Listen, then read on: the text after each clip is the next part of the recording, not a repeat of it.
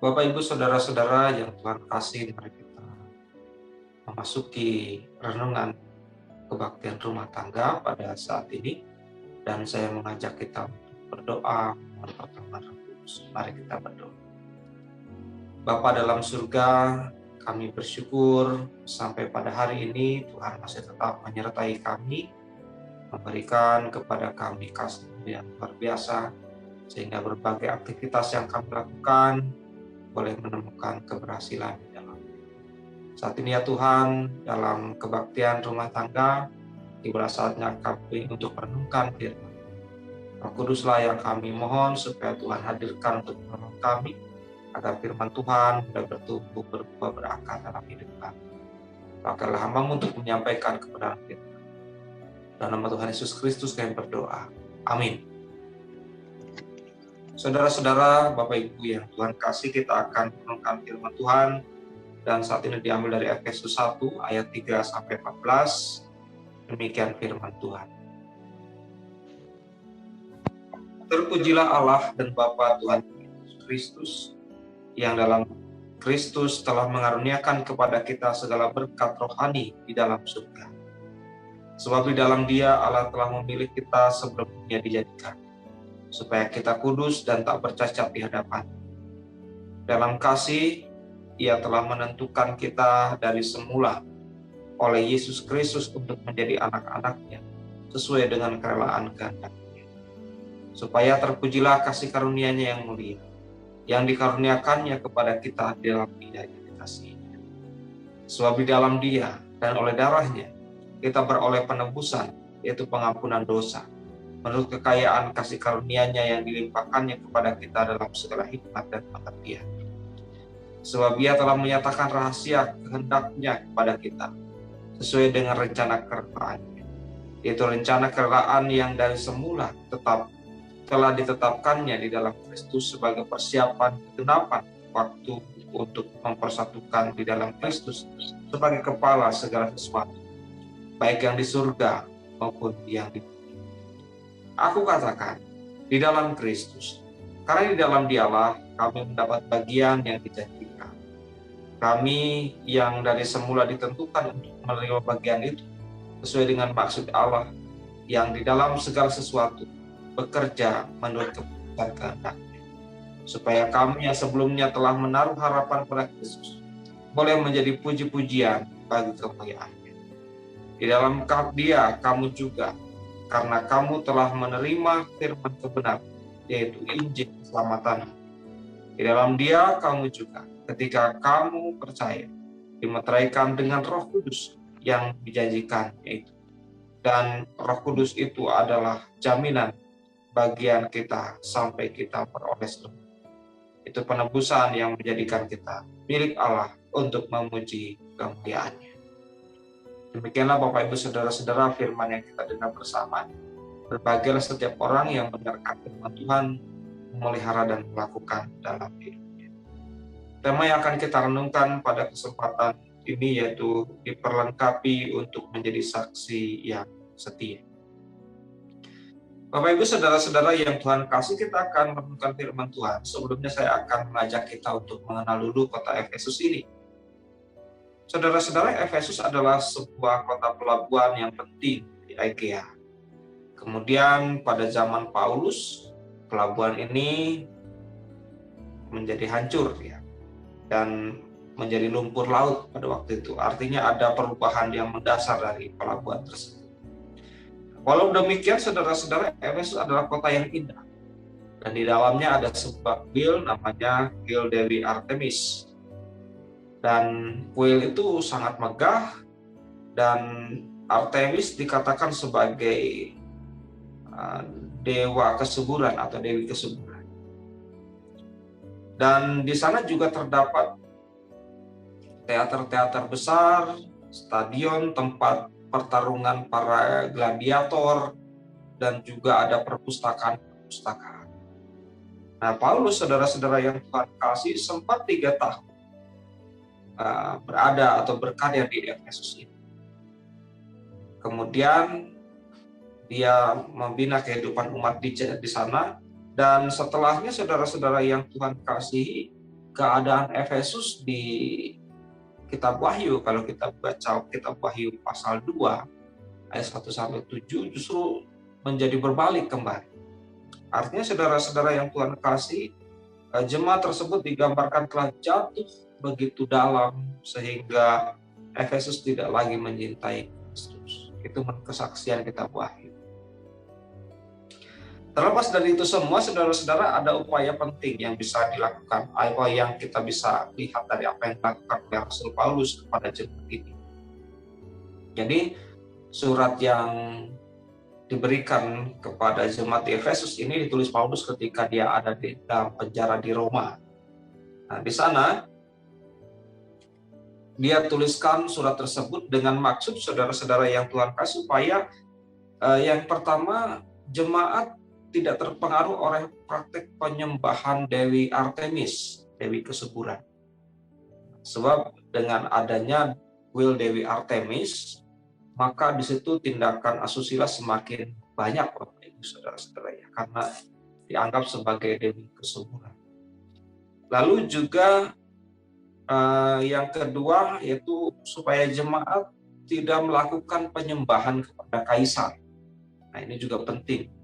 Karena yang harus mereka sembah adalah Allah, bukan kaisar. Yang pada saat itu memang penyembahan kaisar adalah sesuatu yang lazim dilakukan oleh masyarakat yang ada di Efesus. Tapi Paulus menekankan bahwa penyembahan mereka hanya kepada Allah. Dan surat ini, Bapak Ibu Saudara-saudara, selesai ditulis, kemudian dikirim ke jemaat Efesus oleh siapa? Oleh Titikus. Titikus itu siapa sih? Dia adalah seorang gembala sidang jemaat di Kolose.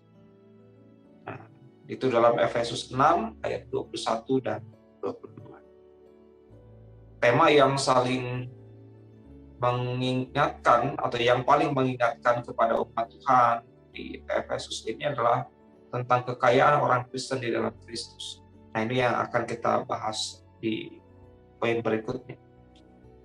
Saudara-saudara yang Tuhan kasih, menurut Rasul Paulus bahwa hidup itu harus seimbang. Seimbang. Kenapa? Karena dengan keseimbangan maka akan ada keharmonisan dalam kehidupan. Keseimbangan yang dimaksud adalah keseimbangan yang pertama bahwa kita sebagai orang yang percaya kepada Kristus atau yang dipanggil menjadi umat Kristus, maka kita punya tanggung jawab di dalam nama itu. Punya tanggung jawab di dalam nama Kristus.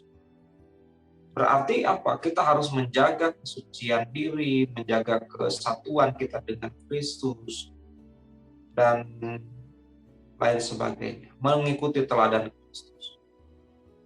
Nah, demikian juga Bapak Ibu Saudara-saudara yang Tuhan kasih, bahwa mereka hidup dalam dunia. Ya, meskipun sudah menjadi umat Kristus, bukan berarti mereka terlepas dari dunia. Namun bagaimana kemudian kehidupan dalam dunia ini dikelola? Seimbang dengan kehidupan yang kita jalin dengan Kristus. Tanpa keseimbangan, kekayaan rohani kita tidak akan berarti apa-apa. Tanpa keseimbangan, kekayaan jasmani kita tidak akan berarti apa.